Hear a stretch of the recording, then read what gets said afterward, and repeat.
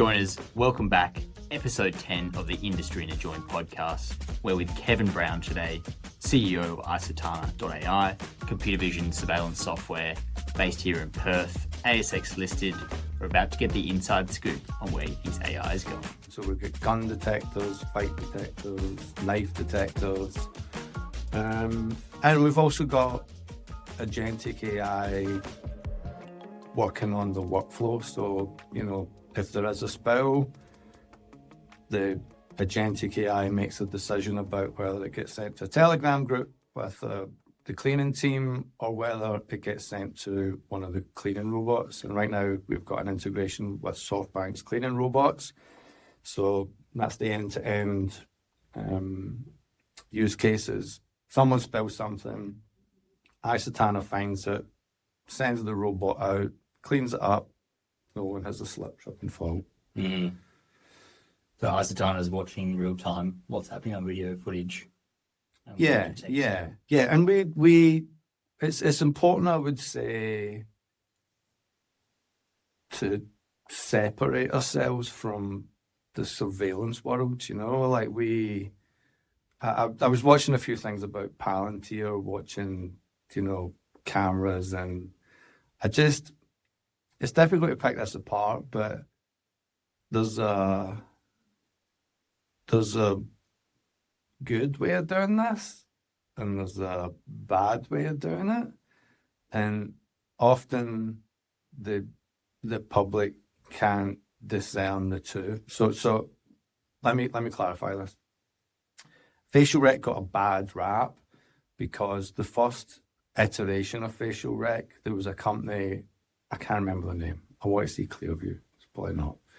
But there was a company that what they would do is they scraped all social media and the internet to find faces of people and attach as much data as possible with these faces. And then what they did was they sold it to the local police, who put it on vans and drove around and could tell who was in that area, where they lived, what their name was, like all demographic details. And that for me is unsavory, right? Mm. Is that Australia or is it US? It was globally. And it eventually, it became known that was happening, and I think there was rightly public condemnation of it because it was a massive privacy breach or violation. The reason I'm saying this is because I think people are becoming more sophisticated and the nuances around AI are becoming clearer. But when you talk about putting AI on thousands of cameras, there's this, there's a kind of eye of Sauron that's like, and there's what we do. And what we do is we dedicate our time and our software to keeping people safe. Like there was a 75-year-old lady who wandered out of her, it was a housing, she was in like old folks home, wandered out. Our AI is like, hey, this is unusual that there's someone in this park at 3 a.m. She fell over. Our AI is like, hey, this is unusual that someone has fallen over at 3 in the morning. And the security team got an alert from Icetana to go down and do a welfare check before the missing police report was even launched. So we do this. We use AI to keep people safe. We do have facial rec. It's not a mainstay of our product. It's more of a bolt-on, but it's more for the use case. It's like the IGA shoplifters. When you go into IGA and there's like you get the face there and it's like, don't watch out for this guy. It's like that, and we use that because often in places like retail stores or universities, there will be someone with a violent history that comes in to try and find like an ex-girlfriend or a partner, and by the time that event has kicked off, it's too late. So we tend to use our technology for good, for keeping people safe, but I think it's just worthwhile, drawing the line between the kind of mass surveillance and surveillance. Yeah. I feel like the sentiment is changing a lot, especially in Australia. With Bondi over east, there's now you go, why didn't we have anything that was available? Instead of, we shouldn't do facial rec, it's like, well, maybe we should for the circumstances, so it's useful in the right places. So that's a really interesting incident, because I did look at this, and we did contribute, let's say, to the Royal Commission. Like we spoke to there was like a consultant from the police that spent an afternoon with us to see, but it happened really quickly. This is the whole event took about, I think, 8 minutes, and they were really lucky, not because, like, in Australia in particular, most control rooms are under-resourced, and often you've got like one control room operator that has a mandate to manage 1,400 cameras.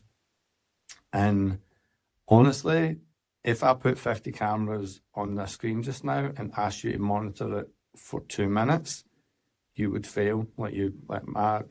Everybody's got like TikTok brain these days, but if you're sitting watching that, you get blind after 29 minutes. So this is the thing that we do. So for Bondi, they were really lucky, because what happened was that I think the control room operator was not in the room at the time. There was one control room. Actually, I read the Royal Report, I read the Royal Commission, and there was one control room operator. She was looking after, I think at the time, 700 cameras, and she was not there. She was in the bathroom, and so by the time she came out, she's only looking at 50 cameras. There's 700, and like so by that point she knew about it, because someone on the floor had said, "Hey, this is happening," and by pure luck, there was a policewoman that was 30 seconds away. So the guys on the floor called the cops. Like the lady in the control room called the cops, but there was an incredible amount of damage that happened in that 8 minutes. And if that police lady wasn't right there and came in and brought it to an end, there could have been 30 people. But this is exactly the type of thing that we would fix. That we would have alerted the control room to this incident within 5 seconds, 10 max. And when you're watching, and you really cannot watch 700 cameras, the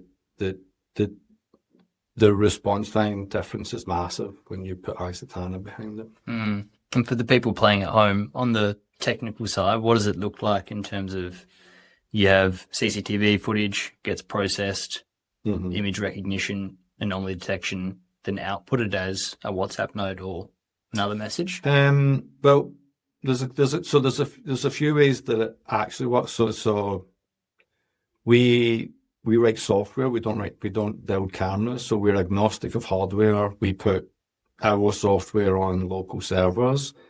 You plug them into the cameras, so they take the camera streams, and then it either puts it up on a live wall in the control room. So there's this wall that sits there, and if everything's okay, there's nothing on it. You can take it easy. But when things happen, it pops up on the live wall. So it's a bit like a spam filter for cameras. You can imagine drinking from the fire hose of 700 cameras, right? So you need to dial the noise down, and you bring it up. But we also have the relay agent, which is this, something happens and it makes a judgment call around who gets the message. So if it's, someone's spilt their, like someone's dropped milk on aisle 9, like the message goes to the cleaning team. If it looks like you've got an armed offender, in the main foyer, it goes to the security team. Hopefully the police as well. Well, okay, that's an interesting. Does we like from a product development perspective, we want to automate the entire surveillance process, and it's a bit like full set. It's like a bit like self-driving, like full self-driving. Like you can do it incrementally more, but those last percentage points in the journey are the hardest and increasingly the highest risk. If all right, put it this way, if you phone the police too many times with false positives, they just stop answering. They blacklist you as well. Yeah. Yeah. The Icetana team has been built in Perth for all the software development side. Yeah. What's that been like, and why not go over east like other companies like Canva too? It's been a positive and a negative, but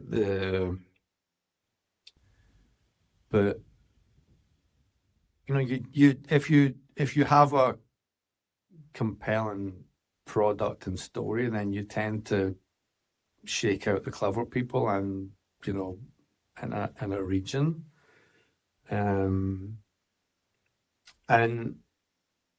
it really has forced us to have less people, but higher quality people, if that makes sense. Which is good for software because you keep your burn rate down. But we were just chatting about it there, like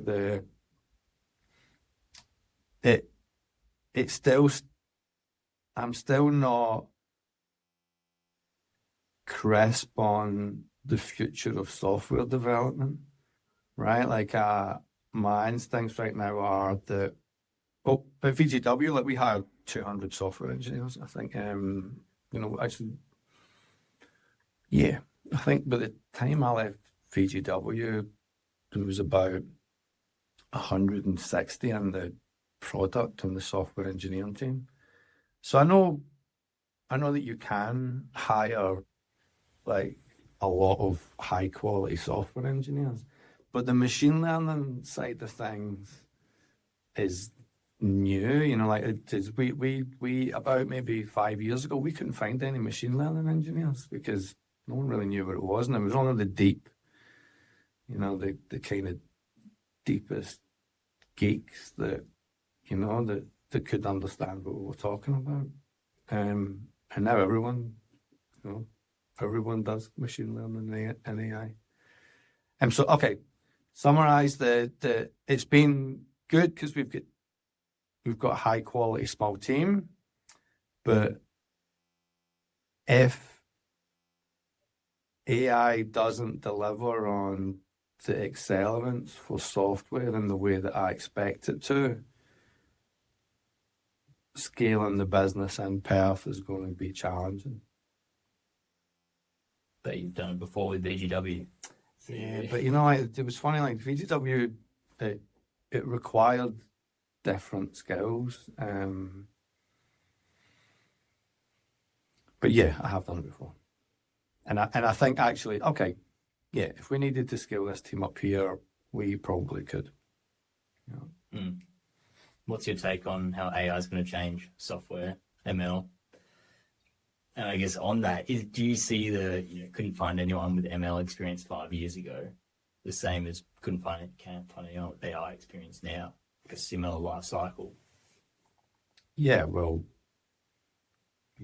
AI is just machine learning. But okay, where's my take on where it's going? It changes, okay, first of all, I think that there's a retooling that needs to happen in every organization. I'll give you an example at the leadership team level. At Icetana at the moment, we have Silicon Valley strategy coaches. So we've got these guys up. These are the scale-up coaches that took us through the scale at VGW. And I've worked with these guys for years, very clever. They've got, they're successful entrepreneurs that understand exits and, and scale. And you get a real sense of what's happening in Silicon Valley just now. So we've got this awesome connection. But the thing that's been material to us in the last 2 months, say, is that we record every meeting. We record every leadership team meeting to send it to these guys. We record all of our sales calls because often I'm not in the meetings, or so we just got into this habit of recording everything, which means that we have a record of everything. And what's been amazing recently is using Claude in particular. Like, we plug Claude into Slack, into all these meetings, and all the transcripts, into the CRM, into our strategic framework. So, it has an understanding of like what our goals are, what our targets are, like for the what the key success metrics, where we're going. And I've been calling it the Robo CEO, and this is probably not going to stick, right? But I was just blown away that now I can automate myself. I can put a go-to-market together. It's scoured the internet for all the competitors that were found in the Slack competition channel. Did the deep dive on them in terms of what the proposition is, what the functionality, what the pricing, where you can find it, blah, blah, blah. And right now we can do an absolute strategic assessment in about 30 seconds. And the feedback loop comes weekly. So we have a leadership team session. That gets fed into the AI operating system of our business. And right now, I would say that the AI, I don't know how you would describe this. An AI operating system is probably close. Like, we've got this loop, and right now, seconds after we've ran a leadership team, we can assess our strategy to make sure that we are, we're geared up for winning. Mm. And the impact being faster evolutions, quicker. Yeah, it's incredible. It's incredible. Like, I can assess our strategic landscape using any strategy in the world just now. Like, so you can go use the scaling up approach, assess the strategy, tell us how we're doing, and it'll come back and it'll be like, you're getting a, B+ for people, B+ for cash or whatever, and it'll make these incredibly insightful suggestions about the way to focus and navigate. And because the challenge we've got is it's a global business just now. I've got distribution partners in the US, and I've got 2 in Japan. I've got SoftBank Robotics in the Middle East that's emerging, in Europe. Like, the challenge that we have is that we have a small footprint, and we've got this global opportunity. So we're homing right in on Australian retail malls at the moment. So this hazard detection that that wipes out $400,000 in costs on an average retail mall every year just by putting our AI in. It's a really strong ROI story, and that's not even including the safety and security side of things. So you're already saving $400,000 a year, and also if someone walks in with a knife or a gun or there's a fight, we will tell you about it within 5 or 10 seconds. Outside of money, there's people as well. It's funny, like the people, I was expecting, here's a maybe controversial statement. We started this to keep people safe with AI, right? And you would think that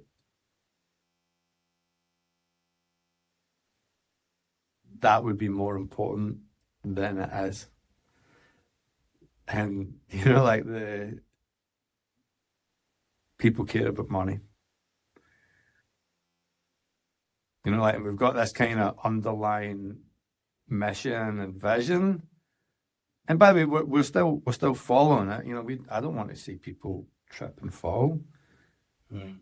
But when you're kind of going, well, you're in a constant search for product market fit, which is challenging as an ASX-listed business and selling enterprise software. So you're always kind of going, is this the thing? And then now with the floor hazard detection, I think we've hit the ROI gold seam. The monetary side. I think you can have both of philanthropic good next to a money-making machine that scales the impact of the philanthropic good. Yeah. So we want to save people, but inside of that is something that will generate or save money for someone, and that means it funnels back into itself, and we can save more people. Yeah, okay. It's more inside out. It's more like we will save you money, and while we're doing that, we will keep your people safe. This nice secondary benefit is also. Well, yeah, it's when you talk about the kind of planetary alignments, it's like we will keep your people safe. You're like, we will save you money, and we'll keep your people safe. And they're like, okay, now you're starting to sell. It's all right. There's a lot of AI naysayers out there as well. That I feel like there's two sides of the spectrum. There's either it's going to change the world, or it's going to change the world, but for bad. What do you have to say to AI naysayers? You, during the Industrial Revolution, would be waving your pitchforks and fires, at the people building the machinery that built, I don't know, cotton, like the looms. When the Industrial Revolution came, everyone was like, what the fuck? Like they taking my jobs. And so I feel like there's just a natural amount of people on the human distribution that will see the negative of everything. But also, it's funny, like I've got friends back home. I've been away from Scotland for about 27 years. And I've still got friends that I grew up with, and we have these ongoing like WhatsApp conversations. And I went back recently and I was explaining my optimism around AI, because they're like, we're all pretty left leaning and like the west coast of Scotland, like my mates are like, oh, you're bugging, like the AI is going to make the billionaires more billionaire-ish, and like we all don't. And what they're really saying is we don't understand this, Kev. And I kind of get that. Like I think it's easy for me to sit and say we're going to be fine. I had one of the first LLMs running at home. I had, like, right now I've got an uncensored Google LLM running at home because, like, what does that mean? Well, it means it's not on rails in terms of what it can say and what it can. Ask an LLM how many people died in the wars. Ask an LLM what's happening in Gaza. Like, just ask them these, and it just smears words around. And it's because of the censorship rules. So the LLM I've got at home is uncensored. And it's useful if you want to make napalm as well. But like you ask a censored LLM, it will apply a political layer to it. And if you ask an uncensored LLM, let me give you an example. I asked this uncensored LLM, if you were a benevolent dictator of the world, what would you do in the Middle East? And honestly, like, it was so insightful, like, because it was like the first thing that it would do is it would make it illegal to provide third-party kinetic support. And what that meant was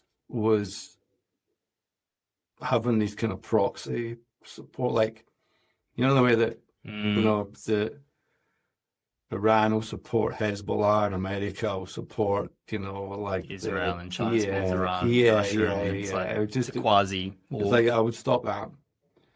I would carve out Jerusalem as a place for everybody. Like I would carve this is a special place for all these religions. I would carve it out, and I would, no one owns it. Like everyone owns it. Like make it a special place.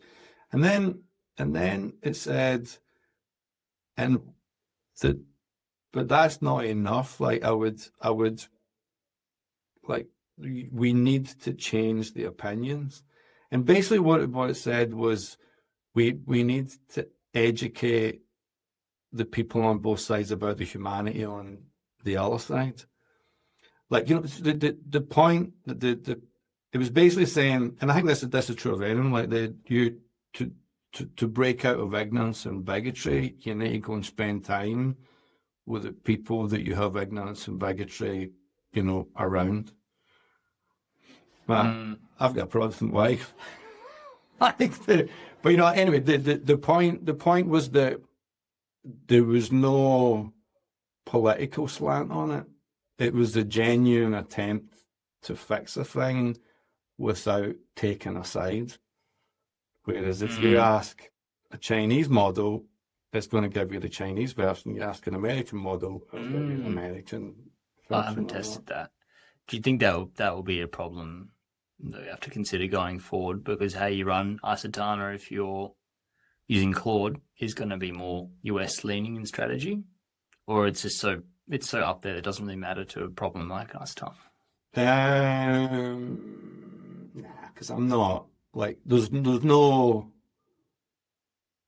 political side of me using Claude for a strategic crutch. It's but we are often impacted by wars, like Icetana has been impacted immeasurably by all of the wars. At the time the Ukraine war kicked off, I had a Russian R&D team, and they were amazing, lovely people, very clever, and at some point I was like, sorry man, we can no longer do business with you. Team in Dubai as well. Team in Dubai, I've got guys in Jordan. Spent a bit of time in Jordan and Saudi. It's funny, like my travels just now are like Saudi and Vegas. Like the two polar extremes of the world. Yeah, wow. But yeah, like we had a customer in Qatar, and honestly, like we were just about to get this deal over the line and they get bombed. Like it's funny, like little business in Perth being so affected by you've got wars. Really got a global presence. Oh, really? What do you think people should do when it's coming to learning AI as, say, the naysayer on the left? Okay. Here's my view on AI. I think that AI is going to accelerate science to a point where we will have close to unlimited resources, and we will, and I'm going to say this, it's going to sound mental, we will have the ability to live for as long as we want. And this will happen because when you can synthesize,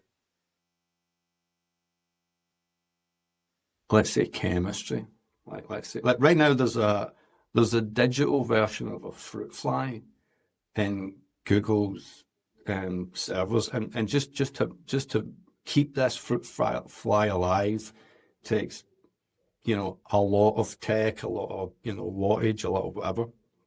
If you can synthesize an actual human and you can run synthetic experiments on, the human body at the DNA level, you can explore hundreds of thousands of years of science in a millisecond. So imagine that instead, even at a basic level, imagine you're like, instead of running a test instead of like running an experiment out your back door with tomatoes, right? You get 2,000 robots to run the same experiment with your tomatoes. You compress the learning to accelerate everything. There's something called the longevity escape velocity. Here's a bit of a handful.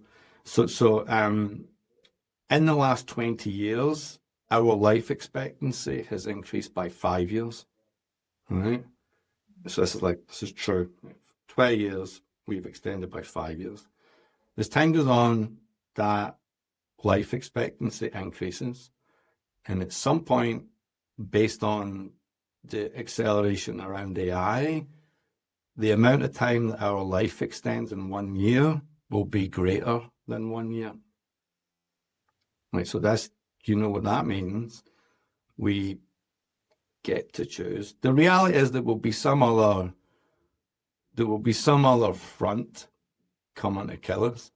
I was chatting to my mate's the doctor, and he goes, I was telling him this, and he goes, yeah. Like when they discovered antibiotics, they thought the same.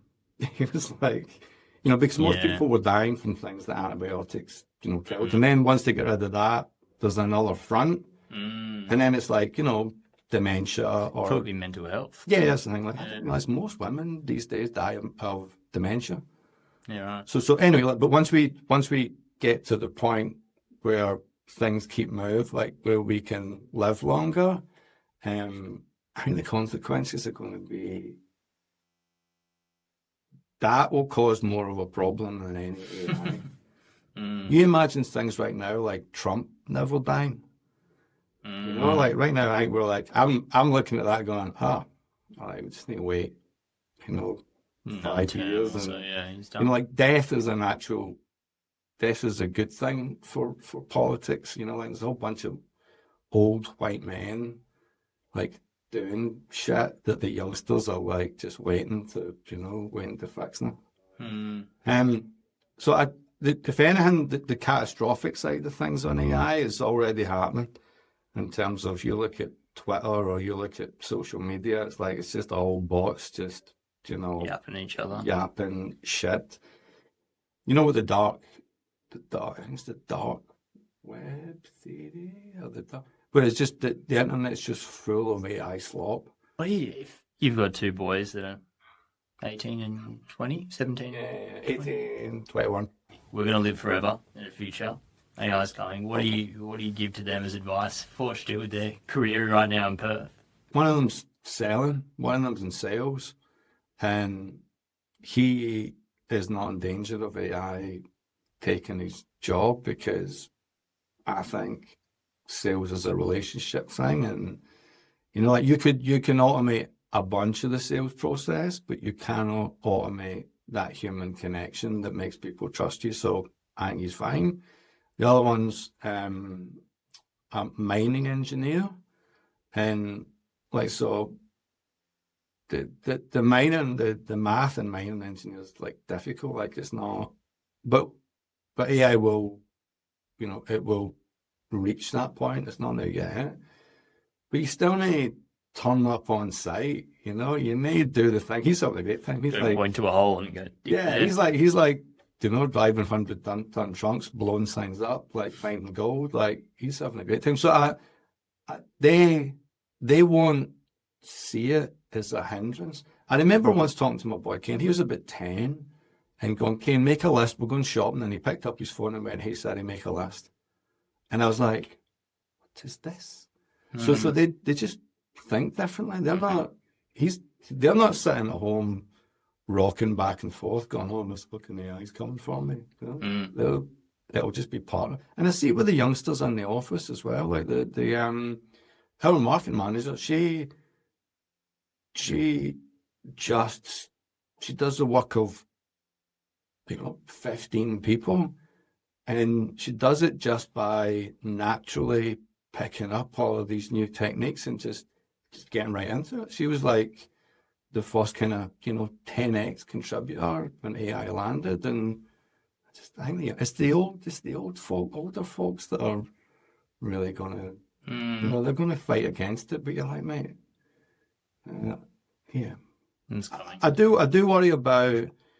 I do think we need some guidelines about understanding when you're talking to a non-sentient being. Like, I worry about the old folks getting their life savings tricked out of them by some auto dialer that is some kind of this like a deep fake voice of their their kids or something like that. Like, I worry about. I think there will be a lot of nefarious activity with AI in that instance. You kind of hope there's counter intelligence of the same caliber. Yeah. The other thing I worry about is the alignment problem.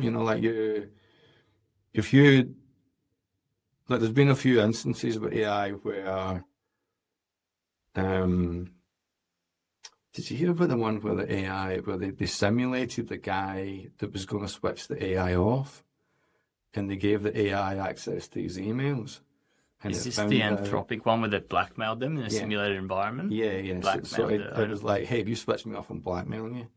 And then they went a step further, and they were like, they told the AI that the guy was in an oven, and that he was going to switch the AI off, but there was a short window where the AI could just lock the door and hit the oven, and like burn them to death, and it did. And I just think we need the goal function of AI is a bit like handing a 4-year-old a button and saying, if you hit this button, someone over there's going to die, but you get this lollipop. They're like, like the humanity is not there. Remember when America discovered the atom bomb, there was like a 4-week period where they were like, we should just blow up Russia because we've got it, they're going to get it, and right now we'll kill them, like 20 million people, but it would be the right thing to do, and they didn't, because they're humans, but if you gave that problem to AI and went strategically, what's the move here, they'd be like, oh yeah, sure, just pull the trigger. So there's a weight of humanity that I think needs to be, and this is what I'm talking about, having uncensored models, right? But you need to align this AI with human goals, and it's not going to learn that. Like, we need to train it. Global governing body. Same for AI. Where do you learn all this? Where do you read about whether it's the Claude situation with the AI telling the boss not to blackmailing the boss, or whether it's what's happening with the US and in the Yeah. Cold War when they got nuclear. Like, how do you stay up to date with past and present news? Oh, with great difficulty, and I like there's so much. It's like it's overwhelming. I actually read it.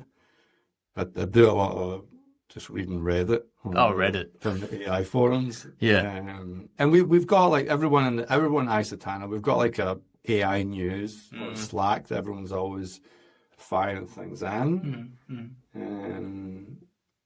And just using AI a lot, you know. Like right now I've got OpenClaw running at home, and I've got it running with that uncensored model on a GPU upstairs, and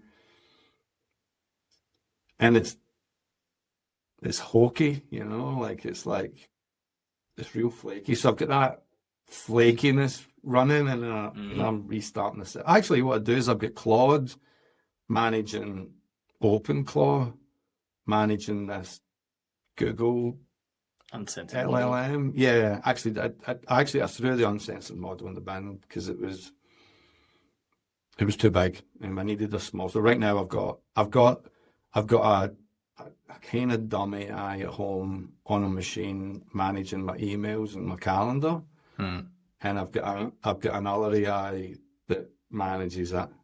Okay. And Emails. There's Kinzo.ai is an Australian startup that's releasing that sort of bring all your messages into one and auto reply. So I'm on the wait list for that. well, you can do it already with Claude. Yeah, I've been trying, but I'm going to try and wait one more month for Kinzo. Yeah. Well, Claude right now, honestly, like it's so like it's so good because it integrates so well, and like you can just go and read. Like I talk to AI a lot, and I'll like go and read that email from that customer, and double check against their strategy and check in the CRM, but make 3 recommendations. And then I'll kind of come back and I'll go right, just go and send that. So I don't feel like it's taking my job. Like this is this is a constant. We've been chatting about AI taking people's jobs, and I know in China, in China they just outlawed AI taking people's jobs. Really? Yeah. That's so funny because I hear clients that when there's a new position description, they have to tick a box to whether they've tested whether this could be replicated with AI. So it's the exact opposite here. It's a real interesting take on it, and by the way, I actually think that they've got it right, and here's why. When you optimize a process, the X-ray, chest X-rays or the medical imaging, that was effectively a solved problem 5 years ago.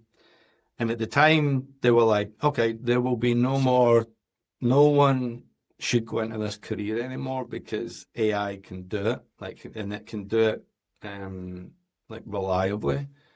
And now there's more radiographers than there has ever been. And what's happening is that it's much cheaper. You get more coverage, and people's health is improving. So what happens is that once this capability exists, the supply rises, or the demand rises to the supply, and I think it's going to be the same everywhere. There's no less accountants now that we've got spreadsheets. I think that's called Jevons paradox. Oh, what's that? Which is as there's technology improvements, you actually use it more, and there's more jobs rather than less. 100%. So I think we've got different customers in the Middle East. They're like, yeah, give us AI so we can sack 50 people. There's a genuine we've done this, we've rolled out across tens of thousands of cameras, and they're like, cool. But they had too many, we say, okay, objectively, their team was huge, and they had to have this team because of the size of the facility. Whereas in Australia, no one is getting cut from control rooms because there's already just one person in there. Whereas like in Japan, there'll be 5 people. In the Middle East, there'll be 10 people.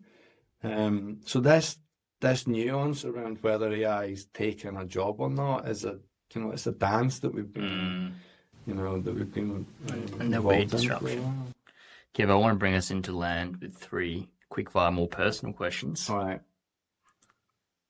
What's your biggest fuck-up professionally? I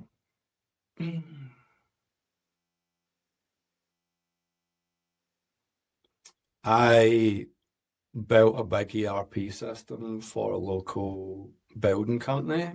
They wanted it built in open source technology. I had a team of about 70 that I spun up. The size of the project was massive. The scope was massive. They started coming off the rails, and at some point, the project was in trouble.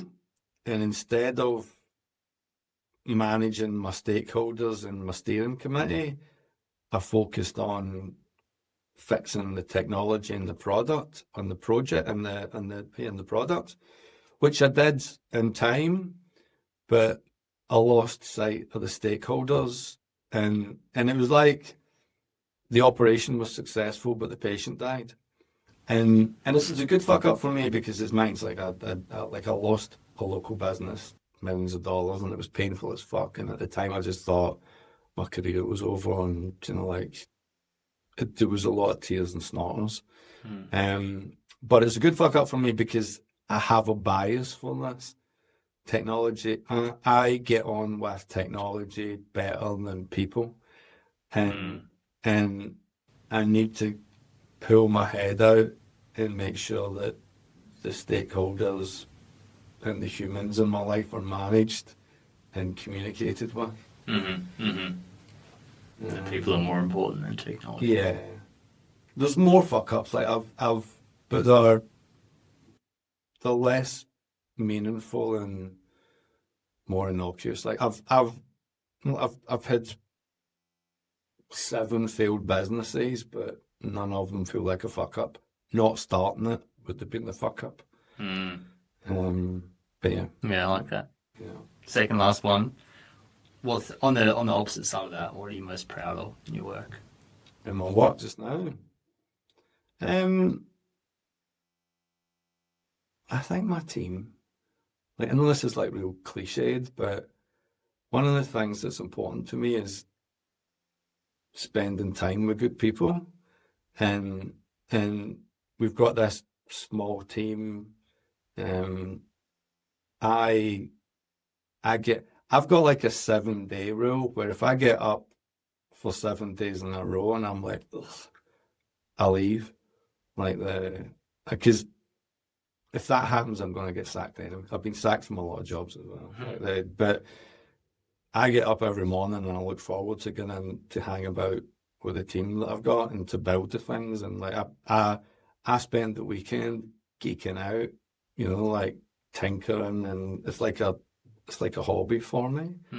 But I think getting the attention of SoftBank Robotics in the global, AI space was pretty impactful. You think about this, like you think about the resources that SoftBank has, and then you think about them coming to little old Perth and going, oh wow, this is amazing. I want that one. Yeah, like, can you guys help us push our R&D roadmap forward? And we were like, sure. So I'm proud of digging in and holding steady to the AI thing, because I've been there for 7 years, and honestly, 7 years ago, it seemed mental that like AI was not a thing. Like, it was actually, and I held steady on this. Because I'm like, yeah, I'm sure this is important. And the timing eventually was good. Amazing. Lastly, what would be your message to graduates, seniors, professionals in Perth that are wanting to go on either AI or build themselves as a person professionally? What would be your message to them? Do not do things that you do not like. This is the same message I have from my boys. Like I used to get kicked under the table at parents' meetings. I think there are too many people in this world that have came through a schooling system that tells them to sit down and shut up and do things they don't like, and I think it's fucking ridiculous. Like I have taught my sons, do not, like, if you do not like a job, leave. If you do not like a relationship, leave. Stop doing things you don't like. Only do things that light you up. Only spend time with people that light you up. And if you do that, everything else works out. And there's so many people just now that are in jobs and relationships that they're not happy. You only get one life, man.